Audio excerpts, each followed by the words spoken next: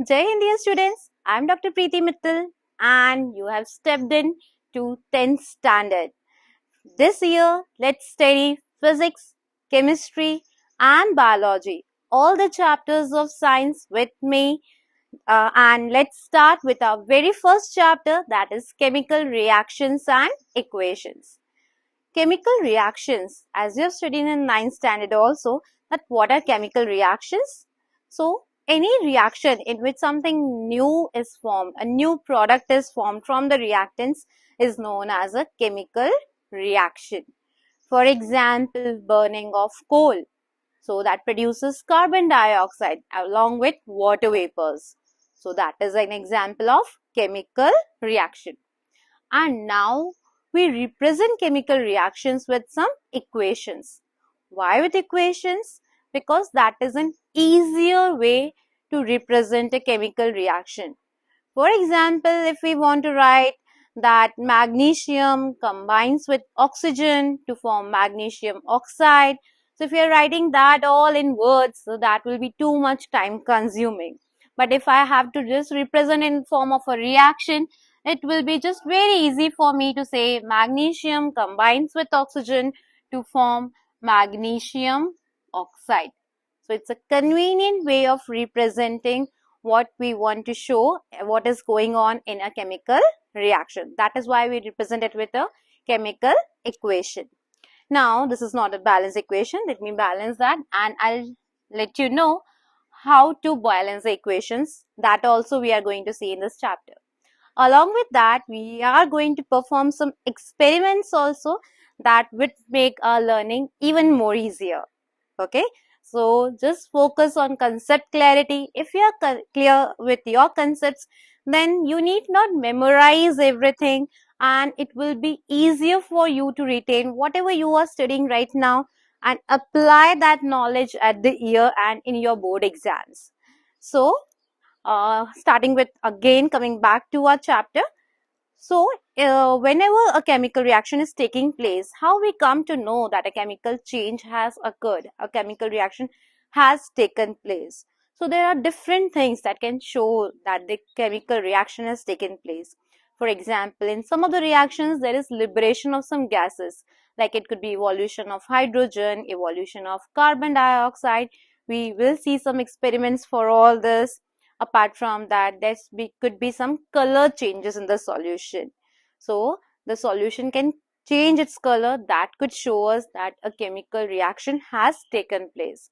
Sometimes there could be a change in the state of the substances. So whatever reactants we have taken and the state of the product, that could be in different states. So that also can show that there is a chemical reaction that has occurred. So we'll see to various chemical reactions.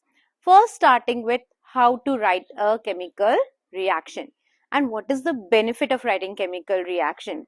So in a chemical reaction, not only it makes our work easier and convenient, instead of writing the complete sense statements, we can just represent by symbols. The elements and the compounds could be just represented by symbols, so that will make our work easier.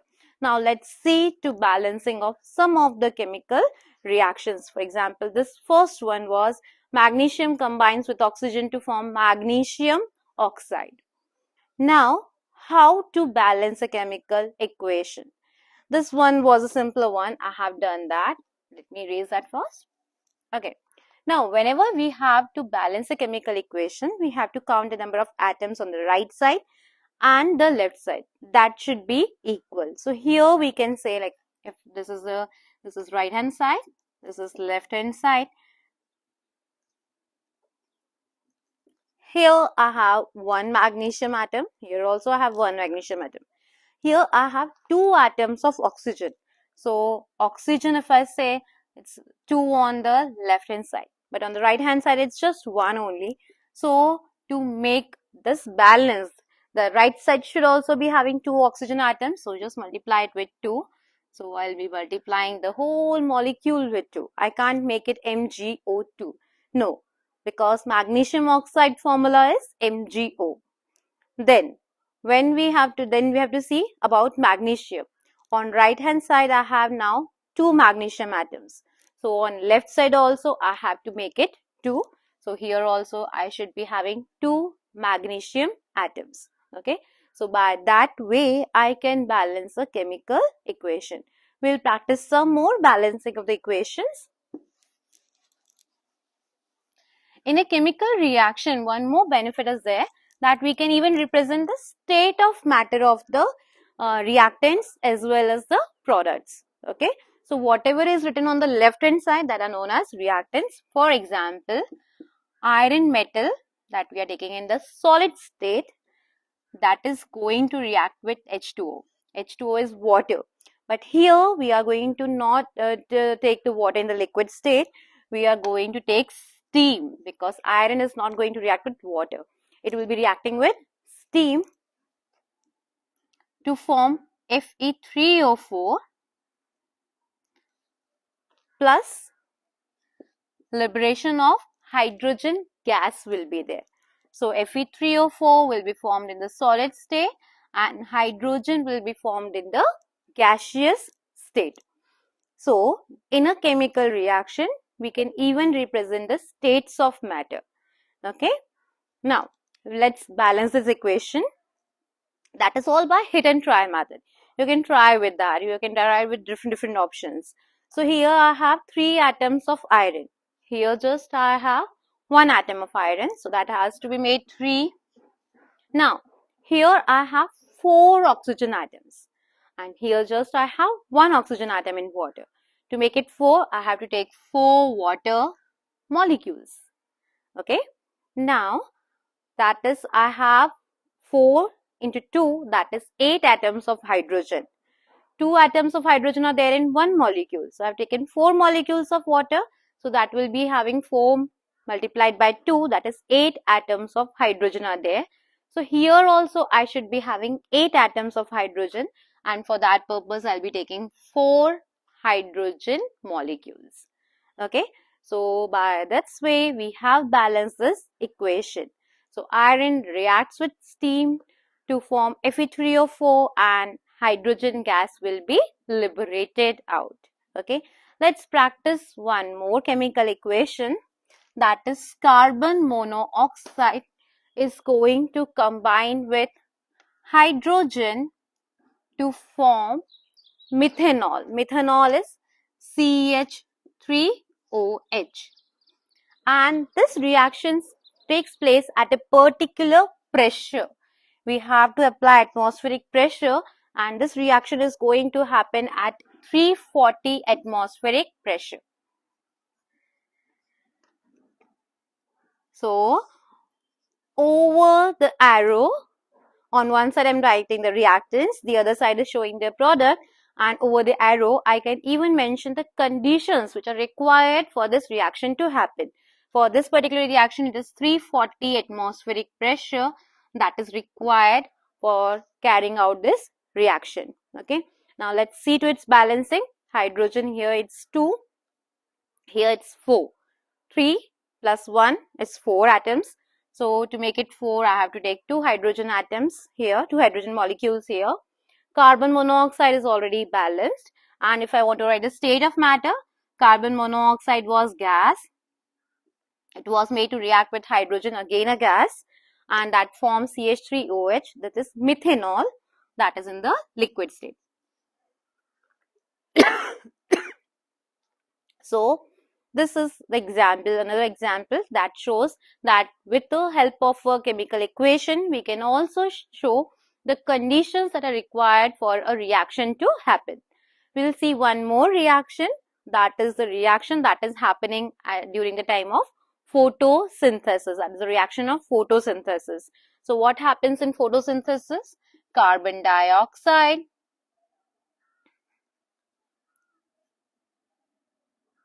reacts with water in presence of sunlight and chlorophyll. Chlorophyll is present in the green plants. That is the green pigment that is present in the plants, and that helps for the reaction. So these are the 2 requirements that are required for this reaction to happen. That is, sunlight should be there and chlorophyll should be there. then only this reaction is going to take place. So that we can represent in the equation itself. To form C6H12O6 plus oxygen will be formed. Okay. Now, if I balance that equation, practically what is happening is, again, some water molecules are formed. Actually, uh, 12 water molecules are taken up here. But for chemistry part, we are just considering the reaction like this, just balancing this particular reaction only. So here I have 12 hydrogen atoms. That's a hit and try method. We can try with start with any of the atoms that we want to consider first. So I'm starting with hydrogen. Here I have 12 hydrogen atoms. Here I have just 2. So make it 12. I will be taking 6 water molecules. Now here I have just 1 carbon atom, but here I'm having 6. So to make it 6, I'm taking 6 carbon dioxide molecules reacting with 6 water molecules to form. Carbon is balanced, hydrogen is balanced. Now let's see about oxygen. So here I have 6 times 2. That is 12 oxygen atoms in carbon dioxide and 6 oxygen atoms in water. So a total of 18 oxygen atoms are there. Okay. Now I have to get 18 oxygen atoms on the right hand side also. So in glucose molecule, I already have 6 oxygen atoms. Now how many are left? 12 are left. So to make it 12, I'll multiply it with 6. 6 times 2 is 12. Okay, so that is how we can balance the equation by calculating the number of atoms and comparing it that the right hand side and the left hand side of the reaction should be having the same number of atoms. Okay, so we'll practice many more equations for balancing of the equations. We'll see many more reactions, but that we will do at the last of the chapter, at the end of the chapter, because at that time with every reaction we'll also see which type of reaction is there. In this chapter we are also going to study different types of reaction. Okay, so along with the balancing of equation we are also see that what type of reaction is that. Okay, and we are going to solve out each and every question of your NCERT book as well, so as to make sure that you are clear with each and everything from your book. Okay, now we have seen one of the equation that magnesium combines with oxygen to form magnesium oxide. This is a very important reaction. There are 2 probable questions from that topic. I'll let you know that. So, whenever magnesium combines with oxygen, it forms magnesium oxide. So, if I take a magnesium ribbon and try to burn it, it produces a dazzling white flame like this. So, magnesium on combining with oxygen produces a dazzling white flame and produces magnesium oxide. A white powder is formed, that is magnesium oxide.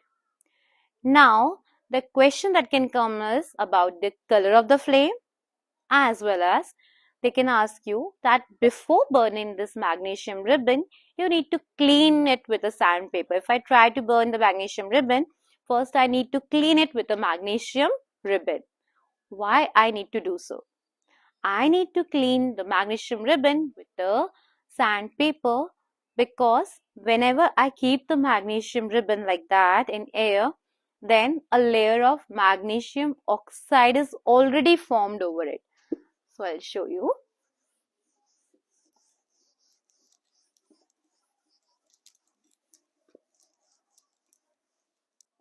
So if I take magnesium ribbon and if I just let it be there in air, then it combines with the oxygen present in the atmosphere and forms a layer of magnesium oxide over it. Since this layer is formed, that acts like a protective covering for this magnesium ribbon, and it won't allow this magnesium ribbon to be burned.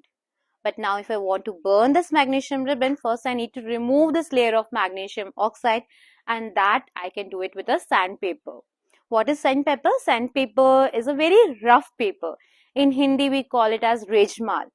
You might be having one at your home only. Just ask your parents, you might be having rejmal at your home. So that is sandpaper. So with sandpaper, that's a rough paper. So I'll rub the magnesium ribbon with that sandpaper so as to remove magnesium oxide over it. Now when magnesium oxide is removed, now I have magnesium ribbon with me. If I try to burn it, then I will be having a dazzling white flame. Okay, so that is important from this part of the chapter. Now,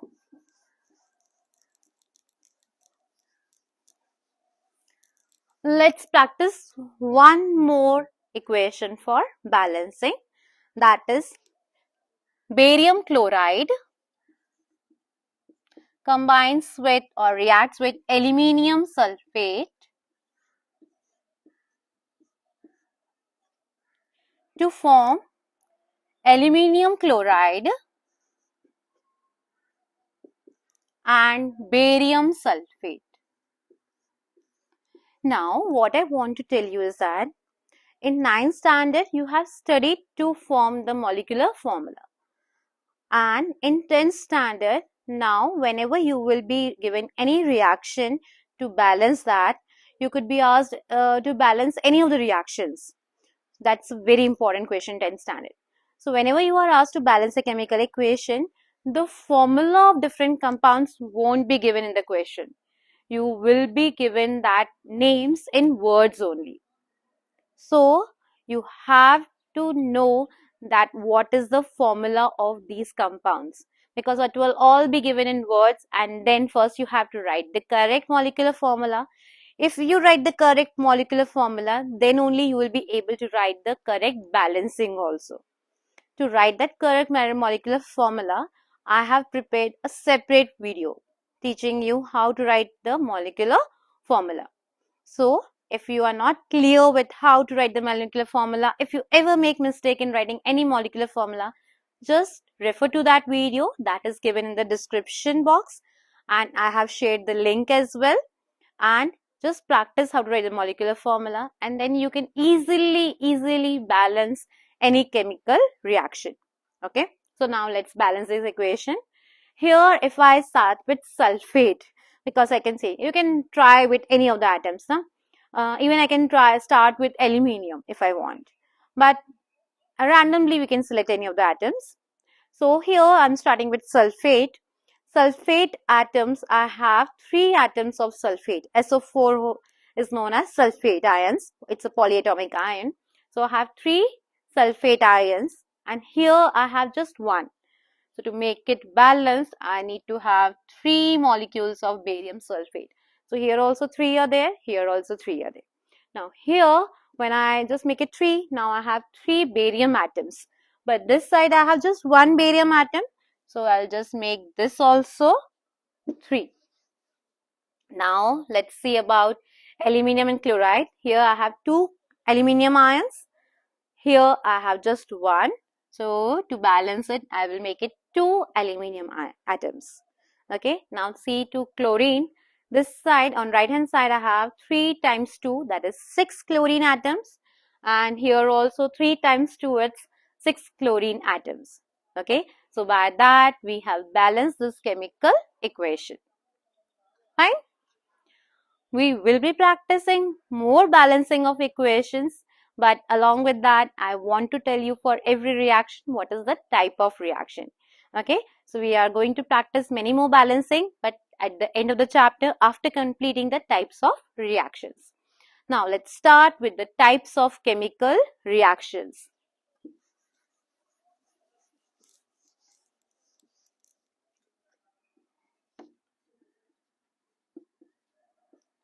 The first type of chemical reaction that we are going to practice is combination reaction. The word combination itself shows that something is combining. So, when 2 reactants, for example, carbon combines with oxygen to form carbon dioxide. So, when 2 reactants combine together to form a single product, only one product should be formed.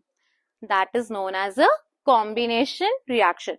When 2 or more than 2 reactants combine together to form a single product, that is known as a combination reaction. Now, I'll tell you some more examples of combination reaction.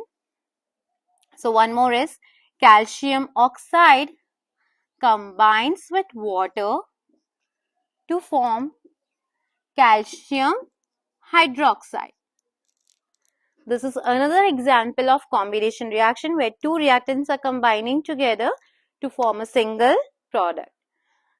Do you know this reaction is very important for your exams? I'll let you know why. Calcium oxide is also known as quicklime, and this quicklime in Hindi we call it as chuna. This is taken in the powder form. Chuna is taken as in the powder form and we mix it with water. Water is in the liquid state and we get a solution of, that is aqueous solution. What is aqueous showing? That something is dissolved in water. When something is dissolved in water, that is shown by aqueous state. Okay. So here calcium oxide combines with water in the liquid state to form calcium hydroxide. This is the example of combination reaction. When this reaction occurs, a lot of heat is also produced. So, calcium oxide, that is quicklime, combines with water to form calcium hydroxide. Its common name is slaked lime. This calcium hydroxide is known as slaked lime. Now, this calcium hydroxide is used for whitewashing the walls. When a whitewashing is performed, so calcium hydroxide is used for that. So, calcium hydroxide is used for whitewashing of the walls. Now, when this calcium hydroxide is applied over the walls, then what happens next? Let's see that. This much is over for combination reaction. What happens next is something extra, and that is why it's given in a box in your NCERT book also. So now what happens is calcium hydroxide, when combines with carbon dioxide present in the atmosphere. In the atmosphere, carbon dioxide gas is there in the room where whitewashing has been done. So it combines with carbon dioxide present in the atmosphere and it forms calcium carbonate. What's formed? Calcium carbonate is formed along with water. And this calcium carbonate is having the same formula, that is of the marble. And that is why it gives shiny finish to your walls 2 to 3 days after whitewashing. So the question that is asked in your exams is, why you get a shiny finish on the walls 2 to 3 days after whitewashing? That is because of the reason that calcium hydroxide combines with carbon dioxide present in the atmosphere to form calcium carbonate, and that gives a shiny appearance to the walls. Okay. One of the question given in your NCERT book is, a compound X is used for preparing a solution. Solution is this, that is used for whitewashing. And another compound is formed that gives a shiny appearance to your walls. Write all the reactions involved. So you can write these reactions. Okay. So the compound X was calcium oxide, that is taken in the powder form, solid state, that is dissolved in water to form calcium hydroxide solution, and this solution is used for whitewashing. When after whitewashing, it combines with carbon dioxide present in the atmosphere to form calcium carbonate, and this calcium carbonate gives a shiny appearance to the walls. Okay, so this reaction is an example of combination reaction. This is not an example of combination reaction. Remember that. This is something extra, but it's linked with this topic that I have told you right now. Okay. Now, one more thing is there. In this reaction, you can see that heat is produced. So, the next type of reaction that we are going to study right now is exothermic reaction. Any reaction in which heat is produced is known as a exothermic reaction. Now, I really want you all to make your concepts clear. Because if your concepts are clear, you will not have problem anywhere in your life. So remember that exo word means that something is coming out, something is liberated out. Therm means temperature. So when heat is released, that is known as exothermic. Okay, in ninth standard you have seen exosmosis, for osmosis, when the water is coming out of the cells. So whatever exo word is there, something is coming out, something is liberated out. So here heat is liberated out, and so this reaction is known as a exothermic reaction. In fact, not only this reaction, apart from that, respiration is also an example of exothermic reaction. Respiration is also an example of exothermic reaction, because during respiration we produce energy that is in the form of ATP, that is stored in the body in the form of ATP. So that is also an exothermic reaction. Apart from that, decomposition of vegetable matter. Whenever we put some vegetable matter and we try to decompose that and produce manure, so that is also an exothermic reaction. If you try to touch that matter, or if you try to just touch that vessel, that is really hot. You can see that it's really hot. So that is also an example of exothermic reaction. Apart from that, this reaction also, calcium oxide, when you dissolve it in water, calcium hydroxide is formed and a lot of heat is produced. You can see the heat bubbles coming out, because that is also a very exothermic reaction. In fact, the people, those who perform whitewashing, they never mix calcium oxide with water with hands. They usually use a stick for mixing that, so that they don't feel that warmth. Okay, so this is all about combination reaction that we have studied, as well as exothermic reactions. Okay, I hope that is clear to you all. The next topic and the last one for today will be decomposition reaction. Okay, in combination reaction, what we have done, we have taken two product reactants and they combine together to form a single product. So one product is formed by combining of two reactants. In decomposition reaction, it will be opposite. In decomposition reaction, decomposition word itself means that something is going to break up. So a single reactant breaks up to form two or more than two products. That is known as a decomposition reaction. So let's see to it.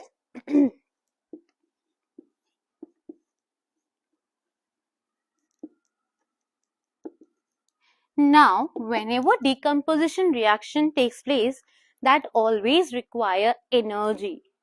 That energy could be in the form of heat, electricity, or in the form of sunlight. So based on that, decomposition reaction is divided into three types. It could be thermal decomposition when heat is required. It could be electrodecomposition when electric current is required, or it could be photodecomposition when decomposition is occurring in presence of sunlight. So let's start with thermal decomposition.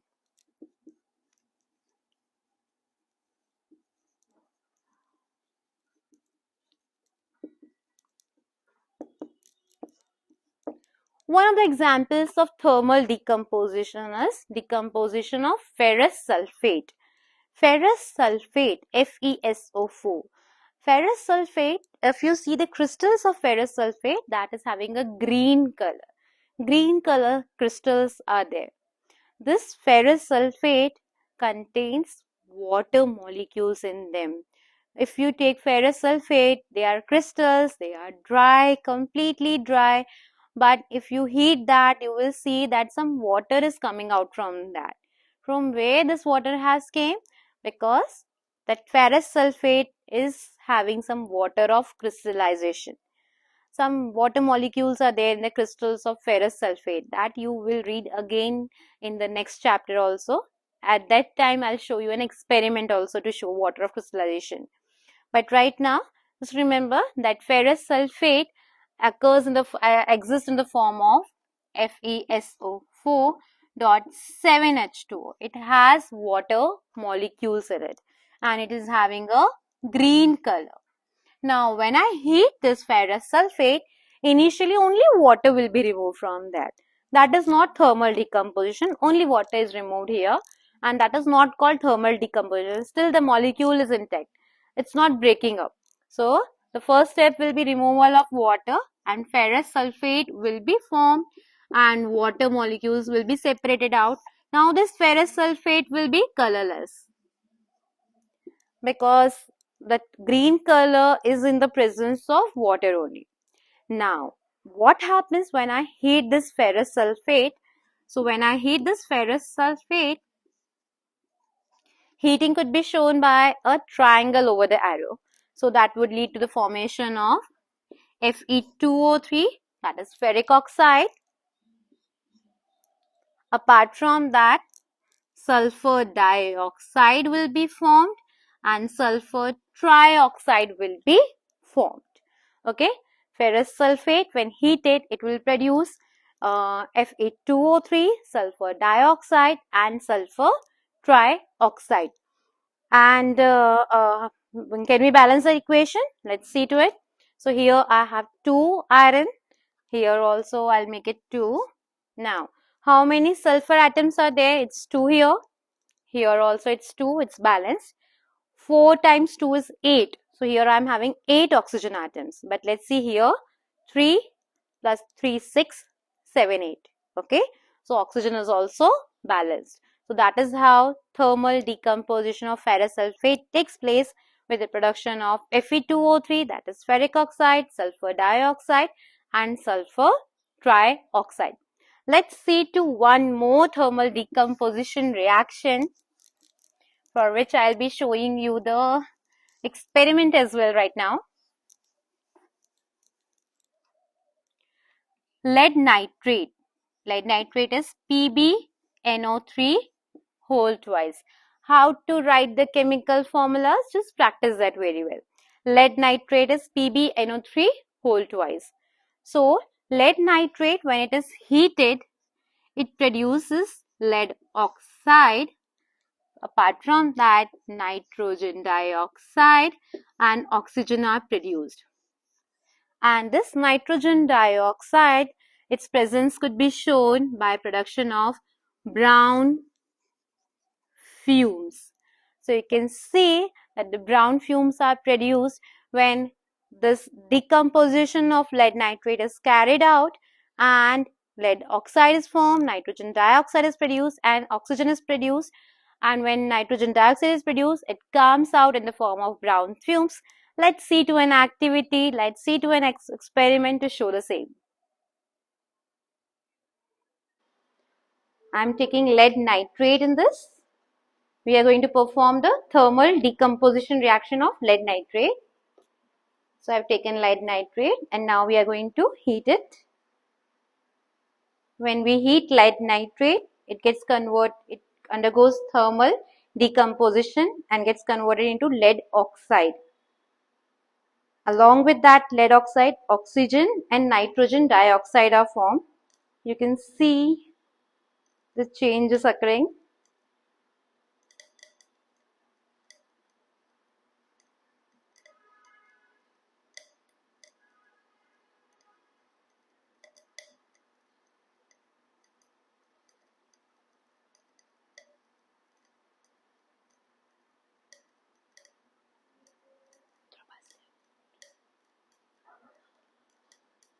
You can see the brown fumes coming out of it.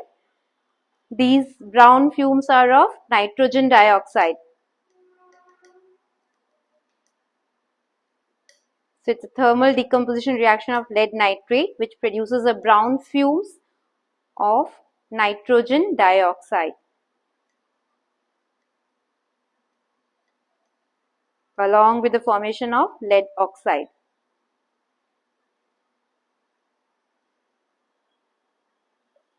So you can see the brown fumes coming out.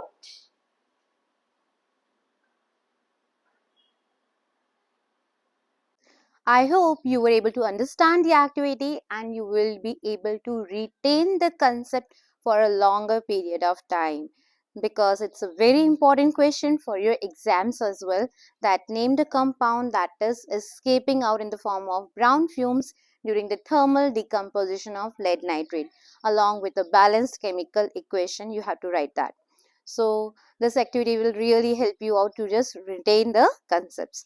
Now, I have not balanced the equation till now. So let's balance this equation. So here we have one lead atom. On left hand side also we have one. So it's already balanced. Nitrogen, if you look at here, we have two nitrogen atoms. But here we have just one. So let's make it two. So I'm taking two nitrogen dioxide molecules. But now let's count oxygen. On left hand side I'm having six oxygen atoms. But on right hand side I have 2 times 2 is 4. 4 plus 2 is 6 plus 1 is 7. So I have 7 oxygen atoms this side and only 6 on the left hand side. So I need to increase the number of lead nitrate molecules so that I can balance that. So if we are not able to balance it with one molecule, let's take it 2 molecules of lead nitrate. Now if I look at lead, so it should be 2 atoms of lead. So here also I have to multiply it with 2.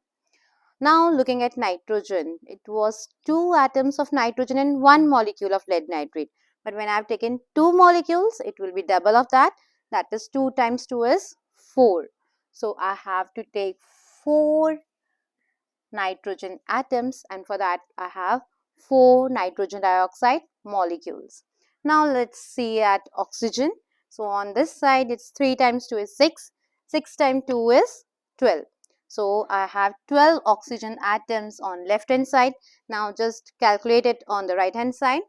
4 times 2 is 8. 8 plus 2, that is 10. 10 plus 2 it's 12. So on both the sides I am having 12 oxygen atoms. That means our equation is balanced. Okay. So that was one of the examples of thermal decomposition reaction. One more thermal decomposition reaction is there, that is calcium carbonate. When it is heated, then it forms calcium oxide plus carbon dioxide gas escapes out. Okay. So this is another example of thermal decomposition reaction. And this carbon dioxide formed could be tested by using lime water. What is lime water? Lime water, I have told you earlier also that lime water is calcium hydroxide. Aqueous calcium hydroxide is known as lime water. And now when I pass carbon dioxide gas through it, then what will be formed is calcium carbonate. Once again this calcium carbonate will be formed. Okay. So calcium carbonate will be formed plus water will be formed. Okay. Since calcium carbonate will be formed, so that will form white precipitate. That is going to form the white precipitate. Okay. But if we continue to pass more carbon dioxide through it, then it's going to be a beautiful reaction. Here I am going to get white precipitate. But if I continue to pass some more carbon dioxide through this solution, means I was having calcium carbonate plus water was there. And now if I continue to pass some more carbon dioxide, that is, we say that we are passing carbon dioxide gas in excess. Then what is going to happen if you are going to pass carbon dioxide in excess? Then calcium hydrogen carbonate, CaHCO3, will be formed, and because of formation of calcium hydrogen carbonate, this solution is again going to change into colorless. Okay. Now let's see, calcium is balanced already. Hydrogen, it's 2 here. Here also I have 2. Carbon, it was 2 here, atoms of 2 carbon atoms were there on left hand side as well as right hand side. Now oxygen, 3, 4. 5, 6. 6 atoms were there. 3 times 2 it's 6. So it's already a balanced equation. Okay. So this is very important reaction, that what happens when carbon dioxide is passed through lime water and what happens if we pass excess of carbon dioxide through lime water. Okay. Very important reaction. This will come again in the syllabus of 10th standard only. In later on also we'll see that again. So I just wanted to tell you here also, so that it is there in your mind. Okay, very important. Just remember that very well. Fine. So for thermal decomposition, this much part was there. This was something extra that is not a part of thermal decomposition. That was like what carbon dioxide is formed, how we can test that carbon dioxide is formed. Okay. So that reactions of thermal decomposition we have seen. Now moving on to next type of decomposition reaction, that is electric decomposition. Means we are going to use electric current to carry out decomposition reaction. I told you earlier that decomposition could be of 3 types. Thermal decomposition when heat is used. Second is electric decomposition when we are passing electric current. And third is photo decomposition. So let's see. Electric decomposition or electro decomposition. Now, whenever we pass electricity to decompose something, that is known as electric decomposition. For example, if we take water and we pass electric current through it,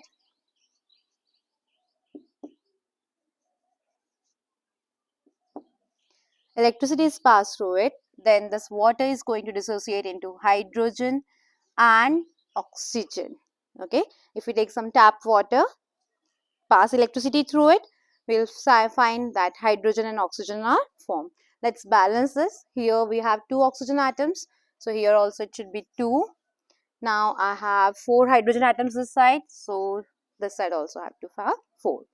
Okay, so if we perform this activity using tap water, we'll be able to do that. But if we take distilled water, it won't conduct electricity. Distilled water doesn't conduct electricity because that cannot show ionization. Formation of ions, that is hydrogen and oxygen, will not be there in distilled water. So you have to take tap water for that. That contains some amount of acids in that, and that is able to ionize. Okay, so here I have done the, like, we can do the activity that when electricity is passed through water, then hydrogen and oxygen gases are produced.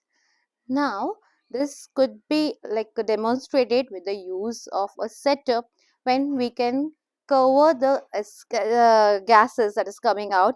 We can cover the electrodes, that is cathode and anode, and what we'll observe is that the oxygen and hydrogen produced will be getting collected in the test tubes. We can cover that with individual 2 test tubes.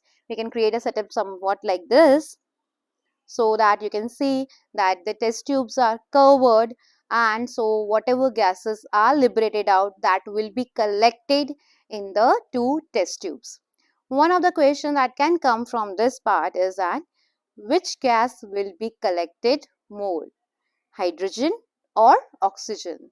So you can see that hydrogen gas will be more, because in water the proportion of hydrogen is more as compared to oxygen. So the test tube in which more gas will be connected, that is hydrogen gas. Okay, and where the hydrogen gas will be moving, towards the positive terminal of the battery or the negative terminal. So remember, hydrogen is positively charged, so it will move towards the negative terminal of the battery, that is cathode. And oxygen being negatively charged, it will move towards the positive terminal of the battery, that is anode. So at anode we will find oxygen, and at cathode we will find hydrogen. Okay, so that is there. Apart from that, if you have any problem remembering that which is the positive terminal, anode is positive or negative, just remember, add starts with A, and anode also starts with A. So anode is the positive terminal and the other one is obviously the negative terminal, that is cathode is the negative terminal and anode is the positive terminal, and anions go to anode. So anions must be negatively charged because it's going towards the positive terminal, and you know that unlike charges attract each other. Similarly, cations go to cathode. Cations go to cathode means cations are positive ions. Okay. If you have a problem in learning that, by this way you can remember that. Okay. So that is all about the electric decomposition of water. Okay. That is another type of decomposition reaction. Now we are going to see the third type of decomposition reaction, that is photo decomposition.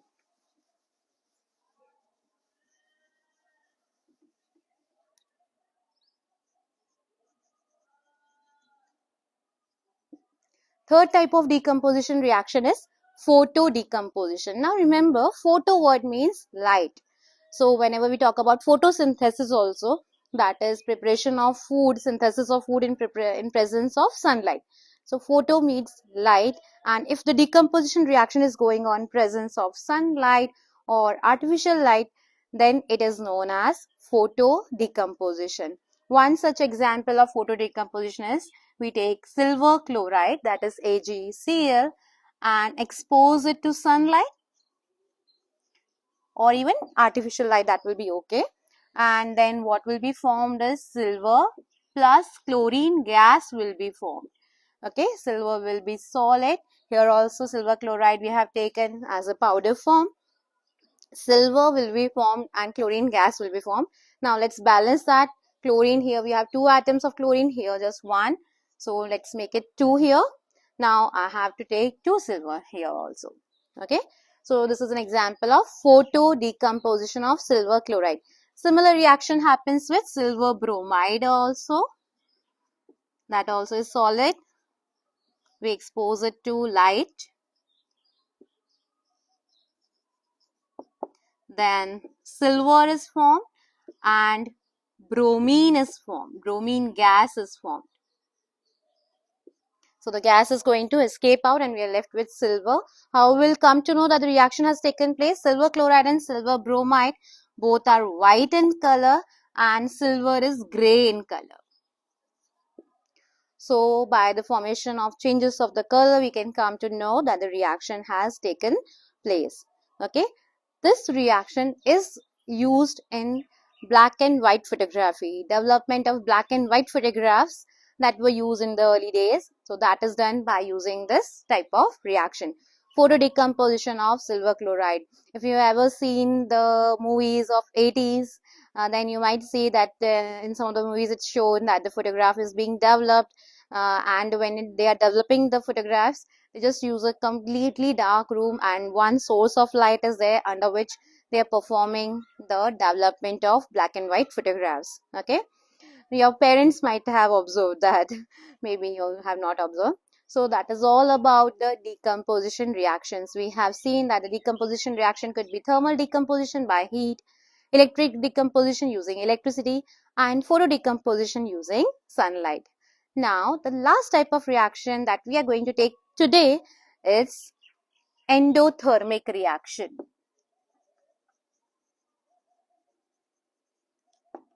In the earlier with the combination reactions, we have seen exothermic reaction. Now we are seeing endothermic reaction. Endo means something is going to get inside. Okay. So endothermic reaction is a reaction in which heat energy is used up, or heat, apart from heat, any form of energy is used up. That reaction is known as an endothermic reaction. So all the decomposition reactions, whether it was thermal decomposition, electric decomposition or photo decomposition, they are also examples of endothermic reaction because they are all using up the energy. So any reaction in which energy is used up is an endothermic reaction. Okay, it's important to you remember the type of reaction because sometimes in exams they give you a reaction and they ask you which type of reaction is that. Okay, and in the options you could be having, is it an endothermic reaction, exothermic reaction, combination reaction, decomposition reaction, and then you'll be asked both A and B, and such options could be there. Okay, so you should remember that every decomposition reaction is also an example of endothermic reaction because it's using up the energy. Okay, that's all for this video. In the next video, we are going to see the different types of reactions. We'll continue with that. And in this video, we have seen about combination reaction, exothermic reaction, decomposition, and endothermic decomposition reactions and endothermic reactions. Okay, so just subscribe to my channel if you haven't already. If you like the contents, please share it with your friends and help me to spread knowledge. In the next video also, we'll be performing some experiments to know more about the types of reactions.